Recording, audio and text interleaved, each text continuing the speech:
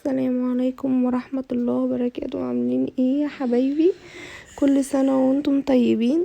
انا جاي اوريكم العبايات اللي انا جبتها دي. ستوكات خليجي جاية من برا، كويتي، فرز اول.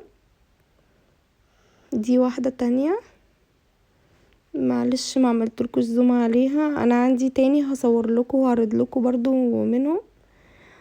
ده هنا فستان العيد، البنوتة صغيرة، اسعارهم جميلة قوي وحلوة قوي يا بنات. مع بورنيطة ودوت جيبة طول اهو، مع تيشيرت وجاكيت جينز. شايفين؟ انا لو عندي بنوتة هاخد من الحلاوة والجمال ده كله، بس للأسف بقى. شايفين الجيبة بتاعته عاملة ازاي؟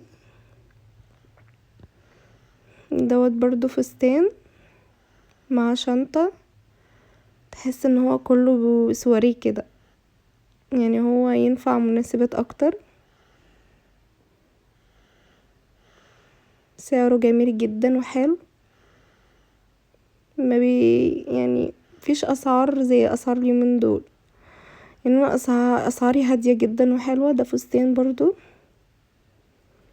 تقريبا كده كله لبس بنات يعني، واللبس مريح وحلو قوي، مع جاكيت قطعتين